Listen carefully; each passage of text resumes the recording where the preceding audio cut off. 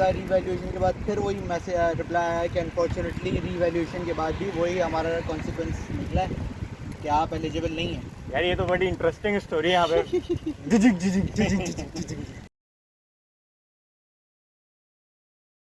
अस्सलाम वालेकुम and welcome back to the new episode of German नामा। दिस इज एपिसोड 2 और आज हम लोग राइड कर रहे हैं एल्बे रिवर के साथ साथ। तो कोशिश करेंगे पूरा एल्बे रिवर क्रॉस करें और मेरे साथ है आज असद। वालेकुम अस्सलाम। तो ये जर्मन नामा पीछे देखिए भाई यार बात ही जो कैमरा के साथ जो है ना। अच्छा तो जर्मन नामा हम लोग इसलिए शूट करेंगे, लास्ट व्लॉग में जब मैंने आप लोगों को बातें बताई थी कि भाई ऐसे करना पड़ता है, ये करना पड़ता है, वो करना पड़ता है, ये रजिस्ट्रेशन फलाना रजिस्ट्रेशन, तो हमारे पास एक बिल्कुल रियल लाइफ एग्जांपल है, करंट एग्जांपल है असद की। असद अभी रिसेंटली आया तो हम असद से पूछेंगे कि भाई, ताकि असद आपको अपना रियल एक्सपीरियंस बताएगा तो आपको पता लगेगा कि भाई जो बातें मैंने आपको बताई वो रियल हैं भी या नहीं। तो मैं भी इनसे कोशिश करूँगा तो आपको उसका पता चल जाएगा। और बाकी फिलहाल आप ये व्यू देखें और राइड के ऊपर जो है फिर असद से हम करेंगे क्वेश्चंस और असद फिर अपना एक्सपीरियंस शेयर करेगा कि कैसा रहा। सही, और ऑडियंस को उससे शुरू करते हैं। हाँ भाई। और हम हैं सस्ते ब्लॉगर, हमारे पास अभी माइक जो है ऐसा नहीं है कि हम साइकिलों पे लगा के घूमें। तो खैर आई होप असद की आवाज़ सही आएगी। हाँ देख लेंगे, वरना दोबारा कहीं और बैठ के अगर आप लोगों को कंफर्टेबल आवाज़ नहीं है कमेंट में बता दिएगा, हम दोबारा बैठ के इसको दोबारा असद से इन्फॉर्मेशन ले लेंगे, कोई मसला नहीं है। भाई सीन कुछ ऐसा है असद भाई, पहले आप ये बताओ आप कहाँ से आए हो फिर और क्या पढ़ने आए हो। यार मैंने 2018 के अंदर NED से इंजीनियरिंग की थी कराची से। उसके बाद फिर मैंने जॉब की है, 4 साल मैंने जॉब की है। उसके बाद फिर मैंने कहा कि चलो मास्टर्स के लिए निकला जाए, तो मैं फिर जर्मनी तो खैर हमेशा से ही सोचता था अगर यूरोप के अंदर आऊँगा तो जर्मनी ही प्रेफरेंस थी हमेशा से। तो क्यों यार यूरोप के अंदर लैंग्वेज बैरियर तो हर जगह पे है, लेकिन इकोनॉमिकल अगर आप देखें इकनॉमी वाइज तो सबसे ज़्यादा आपको अच्छी जॉब मार्केट और इंजीनियर्स के लिए ख़ास तौर से मैं कहूँगा कि जर्मनी सबसे बेस्ट ऑप्शन है अगर वो बाहर से मास्टर्स करना चाहते हैं, ख़ास तौर से यूरोप से। लेकिन आपको लगता है अभी करंट हालात में जैसा आप कह रहे हैं वैसा ही है या नहीं है? नहीं यार, मैं तो कहूँगा कि जो ख़ास तौर से अभी जो कुछ वर्ल्ड पॉलिटिक्स की अगर मैं बात करूं तो फिर जो हालात हुए हैं उसकी वजह से तो सभी इफेक्ट हैं। ख़ास तौर से यहाँ पे भी मैं आके पता चला कि इन्फ्लेशन वगैरह तो यहाँ पे भी वैसे ही, लेकिन फिर भी इतना बुरा नहीं है। लेकिन हाँ पहले जैसा नहीं। हाँ पहले ऐसा नहीं है। जैसे तो साथ भाई बताते हैं यहाँ पे इतनी सस्ती चीज़ें होती थी, ये इतने का वो हम बाद में बनाएंगे ना यार, अभी प्रोसेस की बात कर रहे हैं। हम थोड़ा लोगों को ब्लिंक्स दे रहे हैं। हाँ मतलब वही बात है कि महंगाई हो गई है और अब जॉब्स की भी वो कंडीशन नहीं जो पहली होती थी। उसके ऊपर किसी और वीडियो में बात करेंगे। सही, लेकिन अभी खैर मेन बात ये है कि आपने जो है फिर ये डिसाइड आपने बता दिया कि आपने क्यों डिसाइड करा है कि जर्मनी आना है। और लोग एक और वजह से भी डिसाइड करते हैं कि भाई वो सोचते हैं कि यार पैसा जो है मेरा जा नहीं रहा। हाँ मतलब ये नहीं कि मैंने फ़ीस पे कर दी फिर वो तो आएगी जर्मनी में। ये कि हाँ फ्री एजुकेशन है और एक एडवांटेज ये कि हाँ भाई आपने ब्लॉक अकाउंट जमा करवाया, हाँ वो पैसा फिर आपका ही है, मतलब आप यहाँ के यूज़ कर लो या वापस कर लो, उसके ऊपर भी एक डिबेट है खैर।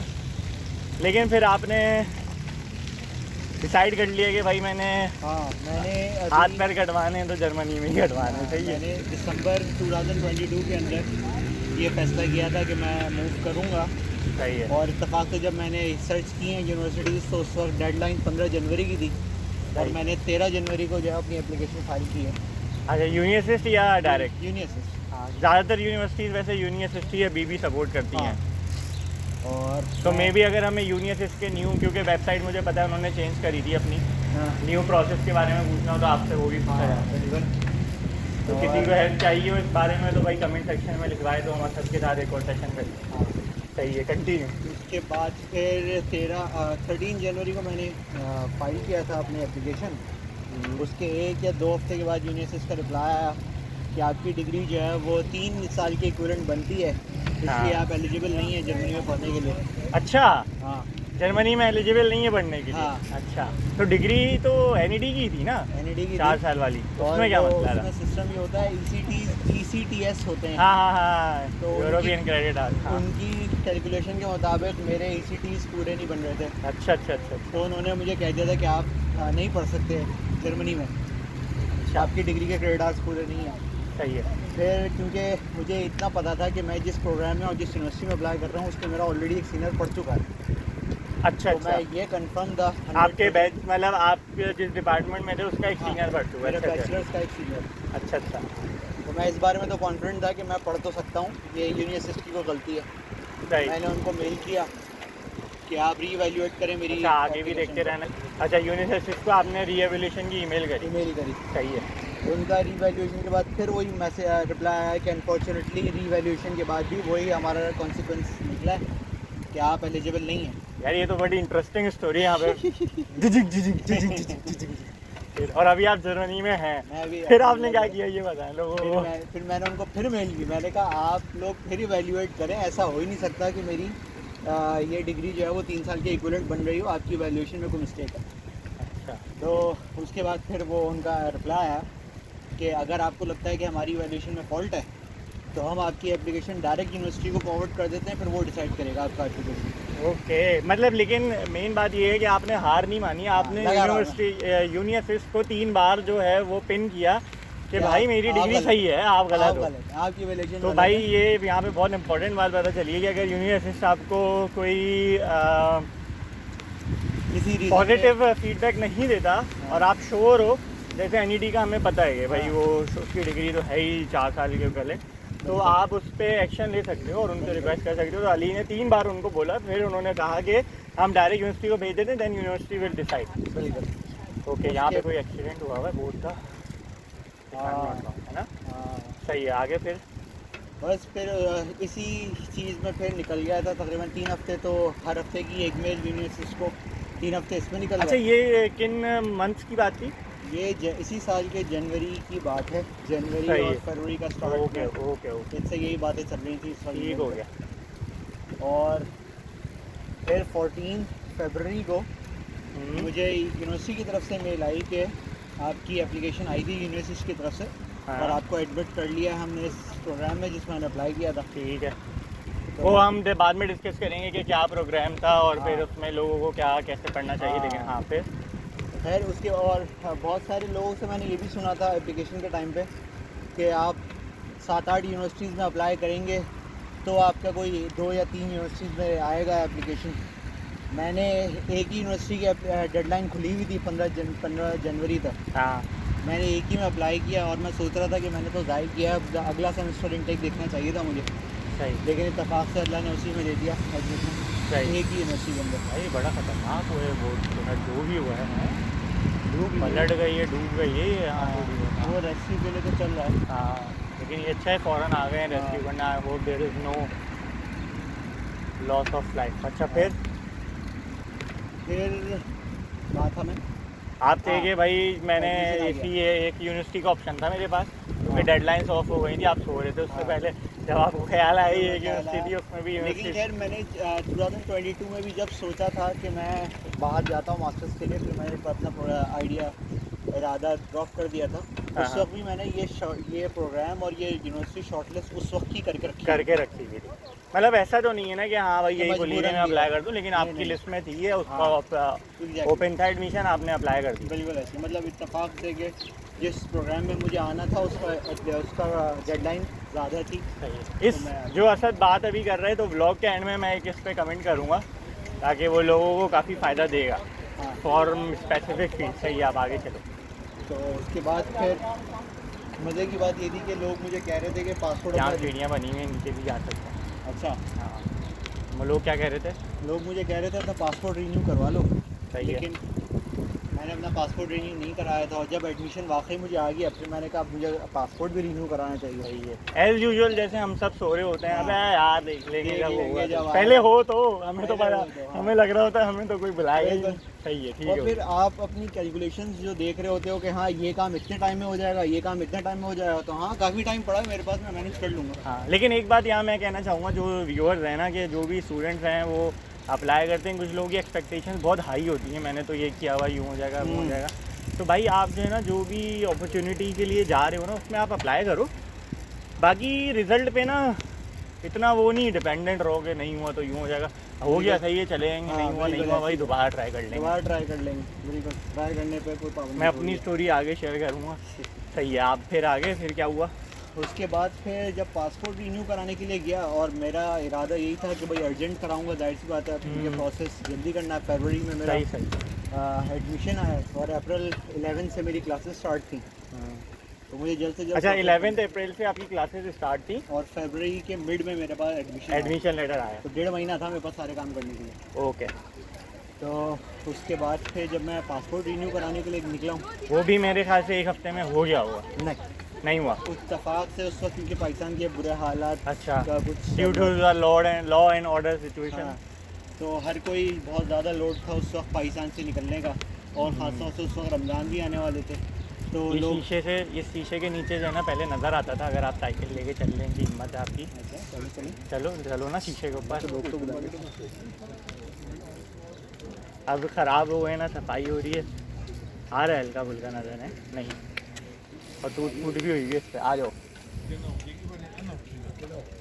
तो हाँ, फिर आपने लॉ एंड ऑर्डर सिचुएशन की वजह से फिर वो रमज़ान का भी कुछ था आने वाला, तो लोग हज उम्रे के लिए भी बहुत जाते हैं। पासपोर्ट के लिए बहुत रश था, और पासपोर्ट बनने के लिए बहुत ज़्यादा लोड था।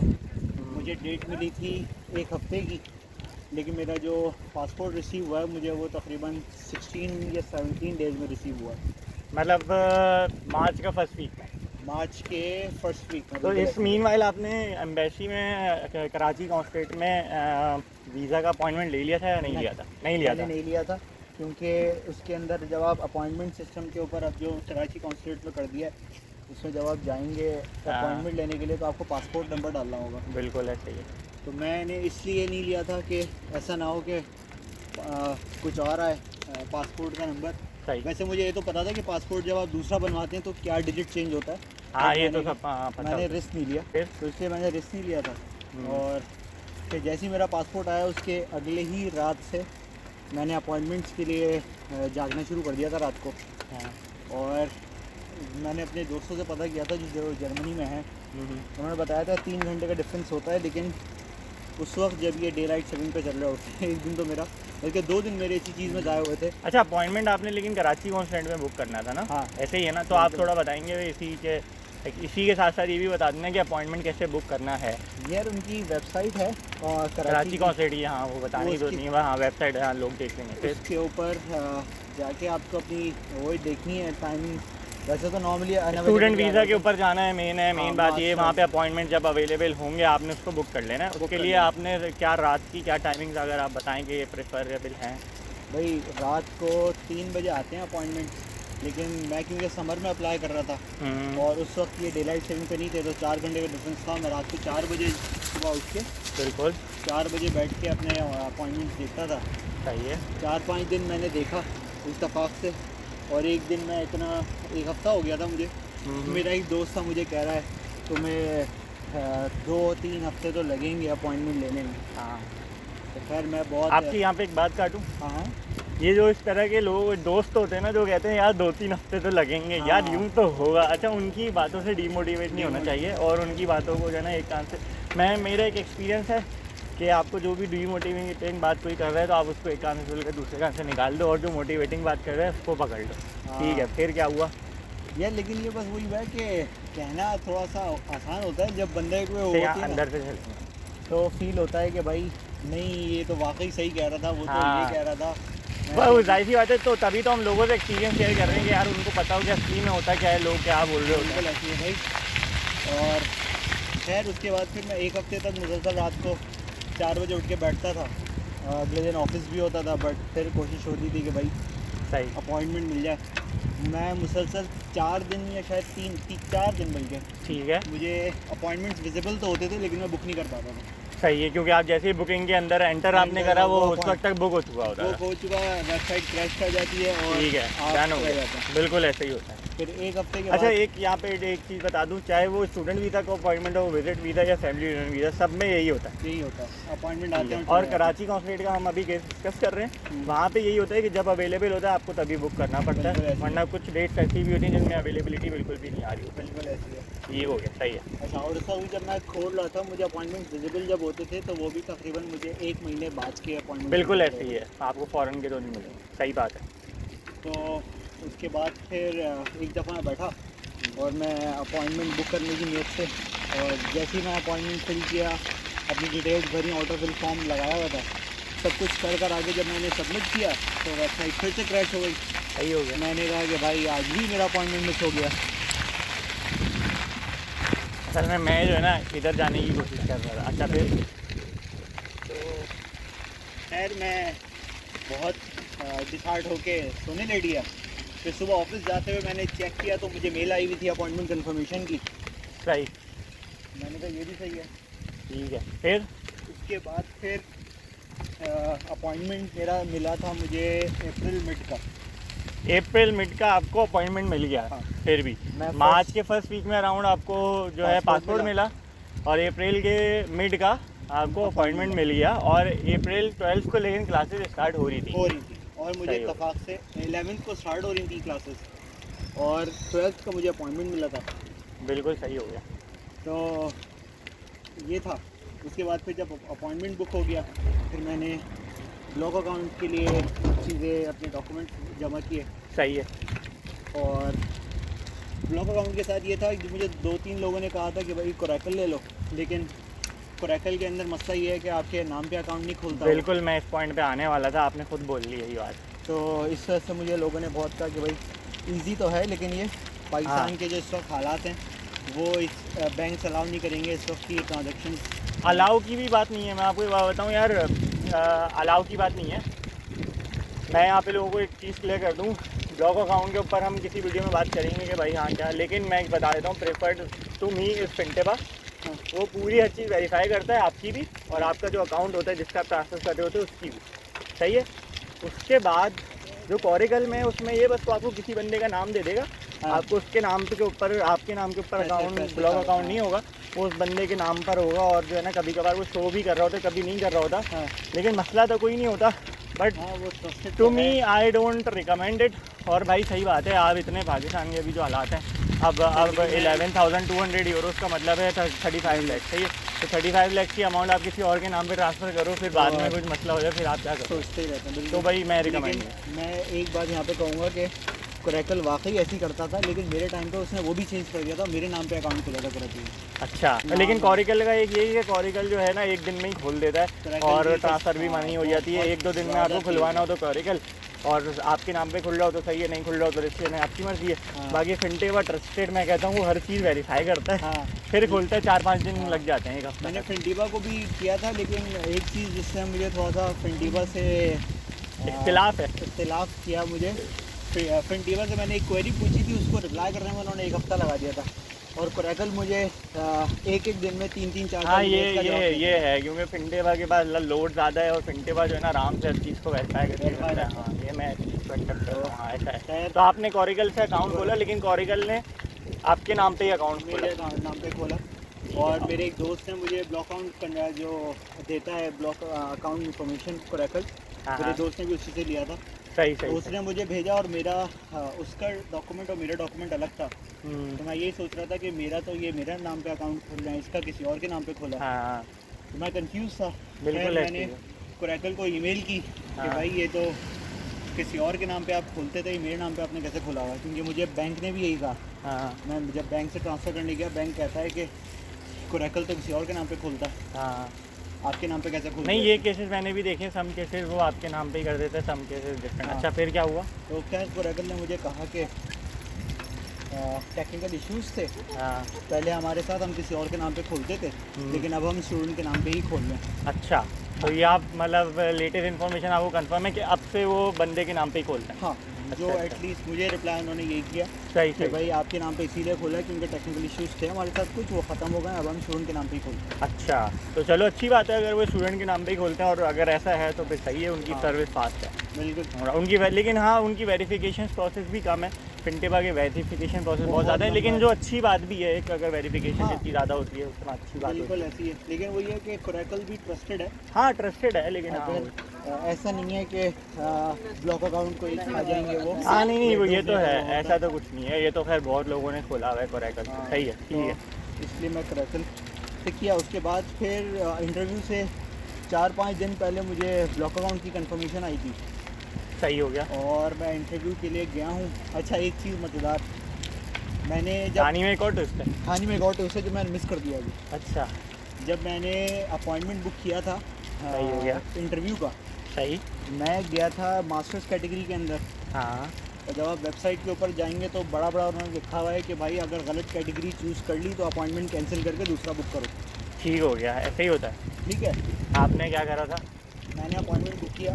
पहले मेरा अपॉइंटमेंट आया था 10 तारीख का कंफर्मेशन। सही। फिर कोई शायद उसी दिन जिस दिन मैंने बुक किया अपॉइंटमेंट, कोई 12-1 बजे एम्बेसी की तरफ से मेल आई कि आपका अपॉइंटमेंट हमने रीशेड्यूल कर दिया है, 12 तारीख को कर दिया आपका अपॉइंटमेंट, ठीक है। वेडनेसडे को। और जो कैटेगरी उन्होंने इसमें लिखी थी वो शेंजन वीज़ा लिखा था। ओह, और शेंजन वीज़ा बता दूं कि वो विज़िट वीज़ा होता है यहाँ यूरोप का। बिल्कुल ऐसे ही है। शॉर्ट टर्म वीज़ा होता है 3 to 6 वीक्स का, आई गेस। सही, तो ऐसा ही है। हाँ, मतलब वो शॉर्ट टर्म वीज़ा 3 महीने तक का होता है वो। हाँ, ठीक हो गया। हाँ, फिर? तो मैं इसीलिए और कंफ्यूज हो गया कि भाई ये तो मैंने गलत कैटेगरी चूज़ कर ली है। सही। मुझे लोगों ने कहा भाई अपना अपॉइंटमेंट कैंसिल करो, दूसरा बुक करो। और मज़ेदार बात ये है कि मैंने जहाँ जहाँ पोस्ट किया वहाँ जितने कंसल्टेंट्स मिले मुझे, हाँ, सब ने यही कहा कि आपने गलत बुक कर दिया सही हो और गया। अपना अपॉइंटमेंट कैंसिल करें, हम बुक करके दे देते सही हैं हो आपको। गया। आपने कैंसिल करा तो नहीं था? नहीं मैंने अच्छी बात करी थी आपने कि कैंसिल नहीं मैंने करा, क्योंकि भाई वो जो भी गलती हुई है ना वो एम्बेसी की तरफ हाँ। से हुई है, आपकी नहीं गलती हाँ। नहीं। सही हो गया। फिर? मैंने उसको वेरीफाई भी कर लिया कि मुझसे ये गलती नहीं हो सकती कि मैं जाके शेंजन वीज़ा बुक कर दूँ। सही हो मैंने गया। मास्टर्स ही बुक किया था। खैर, तो इससे एक और यहाँ पे पॉइंट मैं हाईलाइट कर दूँ कि भाई बंदे को ना, यार ये पहले तो रास्ता होता था यहाँ से उधर जाने, बंदे को ना अपने ऊपर वो होना चाहिए कॉन्फिडेंस कि मैंने क्या करा है। हाँ, आपको कोई ये नहीं है कि कोई फलाना ढिमकाना या कोई कंसल्टेंट आपको बोल रहा है कैंसिल कर दो, ये कर दो, वो कर दो। बिल्कुल। सही हो गया। हाँ, ये एम्बेसीज और कॉन्सुलेट के बाद इनके तो इतना रश होता है कि हाँ ये लोग ये गलती कर सकते हैं, होती भी हैं। अच्छा, फिर एक सेकंड ज़रा,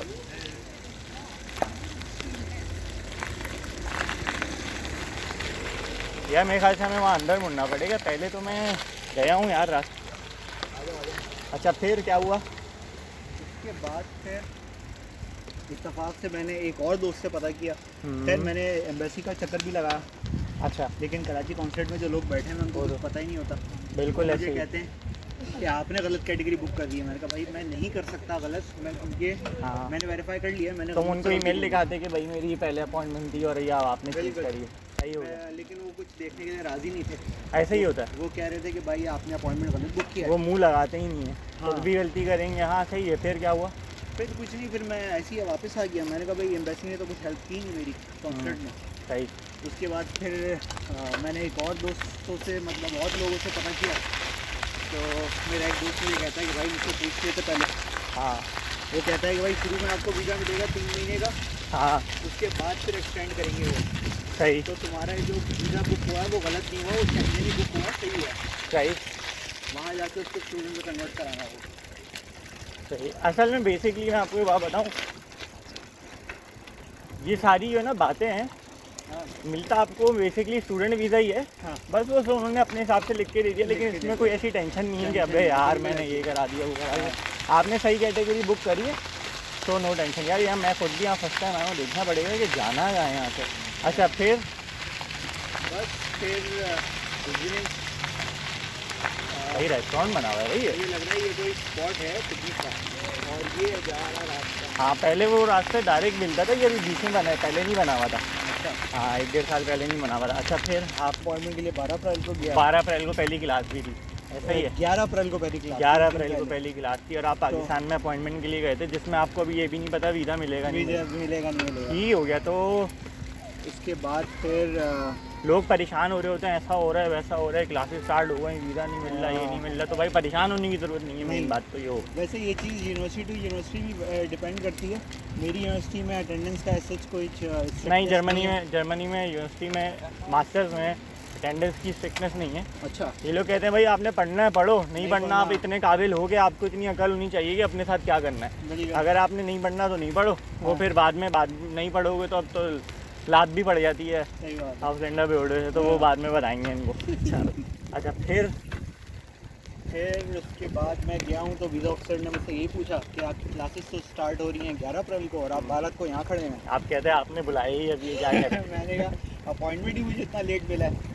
तो कह रहे हैं तो अब आप कैसे ज्वाइन करेंगे। मैंने कहा भाई मेरा एडमिशन लेटर आप देख लें, उसके ऊपर लिखा हुआ है कि late arrival is accepted by university. तो उनको फिर नज़र आ गया, उन्होंने पढ़ लिया, फिर अंडरलाइन कर लिया उसने। फिर वही नॉर्मल सवाल पूछे कि स्पॉन्सर कौन कर रहा है, स्टडीज़ के बाद का क्या इरादा है आपका। तो उसमें भी बहुत सारे लोगों ने मुझे कहा कि भाई बोलना वापस पाकिस्तान आ रहा हूँ। कुछ लोगों ने कहा कि भाई सच बोल दो कि जॉब करूँगा थोड़े टाइम फिर आऊँगा वापस। हाँ, तो मैंने यही बोला, मैंने कहा भाई अपॉर्चुनिटी को अच्छी मिली तो कुछ टाइम जॉब करके फिर वापस आऊँगा। सही बात। हाँ ठीक है, वो उसमें इतना नहीं होता। बेसिकली आपने अपने मोटिवेशन लेटर में और डॉक्यूमेंट्स वगैरह आपके सही हो तो इतनी प्रॉब्लम नहीं होती। बिल्कुल ऐसी है। चलो आप ज़रा आगे निकलो, ये लोग अपनी जगह नहीं छोड़ेंगे। ठीक है,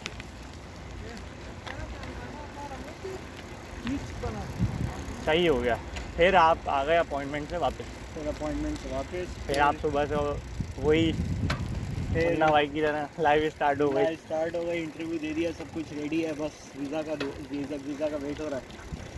फिर मुझे कोई कॉल वगैरह नहीं आई, मुझे बस इंटरव्यू के दौरान ही वीज़ा ऑफिसर ने कहा था कि हम आपको बता देंगे कि आपको किस टाइम तक आना है।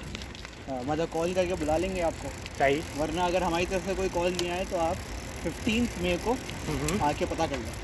ठीक हो गया। ठीक है। अच्छा, ये एक थोड़ी सी यहाँ पे एक इन्फॉर्मेशन मैं ऐड करना चाह रहा हूँ। लोग जो काफ़ी परेशान होते हैं जिनको रिप्लाई नहीं आ रहे, मेरे ख्याल से स्पेसिफिक डेज है ना कि जिस पे आप खुद जाके इन्फॉर्मेशन ले सकते हो, या स्पेसिफिक टाइमिंग है? अगर तुम्हें याद है तो बता दो। स्पेसिफिक टाइमिंग है उनकी, आई थिंक शायद दोपहर की होती है। दोपहर को 1:30 बजे से लेकर 2:30 बजे तक आपकी कोई भी इन्फॉर्मेशन लेनी है एम्बेसी से सही। तो आप जाके ले सकते हैं। सही हो गया। और एक दफ़ा जो चक्कर मारा था मैंने एम्बेसी का, उससे मुझे ये फ़ायदा हुआ था कि मुझे पता चल गया था कहाँ क्या सिस्टम है। ठीक हो तो गया। मैं जब अपॉइंटमेंट या इंटरव्यू के लिए गया था तो बहुत काफ़ी कॉन्फिडेंट था मैं उस मामले में, क्योंकि आप एक नई जगह जाते हैं, आपको पता नहीं होता अंदर कहाँ जाना है, तो उसकी एंजाइटी एक अलग होती है। बिल्कुल। तो ये फ़ायदा था। सही हो गया। खैर 15 मई तक वो कोई ईमेल रिप्लाई कुछ भी नहीं आया। सही। फिर मैंने सोचा कि मैं एम्बेसी जाता हूँ, तो 18 को मैंने जाने का सोचा था। 18 को मैं गया हूँ तो मुझे वीज़ा मिला। 18 को आपको वीज़ा मिल गया? वीज़ा मिल गया। सही। फिर मुझे अपनी कंपनी से चीज़ें वाइंड अप करनी थी।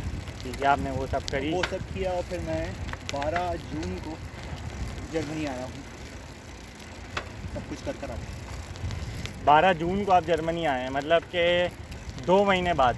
2 महीने नहीं, 1 महीने बाद तकरीबन। नहीं मतलब क्लासेस तो आपकी 11 अप्रैल से, तो क्लासेस स्टार्ट होने के बाद 2 महीने बाद 2 महीने बाद आप आए हैं। और मैं लोगों को बताते चलूँ, जुलाई के 6 से जो है 6 जुलाई से पेपर स्टार्ट हुए। पेपर स्टार्ट थे। सही। वो डिफरेंट डेट पे डिफरेंट एग्जाम्स होते हैं, लेकिन जुलाई से एग्ज़ाम स्टार्ट हो जाते हैं। बिल्कुल सही हो गया। तो भाई लोगों को यहाँ पे बताने वाली बात ये है कि बेशक आप लेट हो रहे हो, अपॉइंटमेंट नहीं मिल रहा हो, हाँ। तो या रिप्लाईज नहीं आ रहे हो, तो डिसहार्ट होने की ज़रूरत नहीं है और परेशान होने की ज़रूरत नहीं है। ये अब जो है लोड इतना हो गया, वो लोग मैनेज नहीं करते, वो उनका अपना मसला है। बिल्कुल। हम लोग तो उसमें कुछ नहीं कर सकते। लेकिन ये कि अगर आपको रिस्पॉन्स नहीं आ रहा और डिलेज हो रहे हैं तो उसमें परेशान होने की भी ज़रूरत नहीं है और डिसहार्ट होने की ज़रूरत नहीं है। आपके डॉक्यूमेंट्स प्रॉपर हैं, केस क्लियर है आपका, तो आ जाएगा, आपको वीज़ा मिल जाएगा। बिल्कुल ऐसे ही। ठीक हो गया। सही है भाई। फिर जर्मनी आने के बाद जो है आपको आप खुद बताएंगे आप क्या सुनकर आए थे कि भाई यहाँ तो पेड़ लगा हुआ होगा, मैं हिलाऊंगा पैसे गिर रहे होंगे। बिल्कुल ऐसी है। सही है। ब्लॉक अकाउंट के पैसे भी रिकवर हो जाएंगे, ये भी हो जाएगा, वो हो जाएगा। सही है। सबको यही कहानियाँ सुनने को मिल रही होती हैं। यूरोप में तो अपॉर्चुनिटीज़ इतनी हैं कि आप जाओगे बारिशें होना शुरू हो जाएंगी पैसों की। और खैर वही है कि मतलब जैसे बारिश होती है जो लोग स्टोरीज सुनाते हैं जर्मनी से बैठ के, जो बंदा वहाँ से आ रहा होता है कि बस ऐसा लगेगा बारिश हो रही होगी तो उसमें पैसे भी गिर रहे होंगे और ब्लॉक अकाउंट यूँ फ़ौरन रिकवर हो जाएगा, वापस भेज दोगे, ये कर लोगे, वो कर लोगे हैं। तो मैंने अपनी लास्ट वीडियो में यहाँ पे लोगों को बताया था कि भाई यहाँ पे आने के बाद आपको ये चीज़ें करनी पड़ती हैं। तो मैं चाह रहा हूँ अब उसके बारे में भी अपना एक्सपीरियंस शेयर करो। तो फर्स्ट पार्ट को हम यहीं एंड कर रहे हैं। अब जर्मनी पहुंचने के बाद की कहानी जो है हम यहाँ से स्टार्ट कर रहे हैं। वो स्ट्रगल तो मुझे अभी भी चल रही है। वो चल रही है अभी भी। सही है। वो स्ट्रगल तो इस ब्लॉग को हम यही एंड कर रहे हैं। आसद आप कुछ कहना चाह रहे हैं वैसे अगर ब्लॉग के एंड में, तो आप बोल सकते हैं। यार बस यही है कि भाई ये लोगों की बातों के ऊपर इतना ध्यान ना दें और जिस चीज़ में आप कंटिन्यू हो मैं रिकमेंड करूँगा कि भाई जो भी आपका इंस्टीट्यूशन है उसको आप मेल करें। एग्जैक्टली। और मेल के थ्रू बहुत सारे ये इनकी अच्छी बात यह है कि बहुत अच्छा गाइड भी कर देते हैं ईमेल के थ्रू।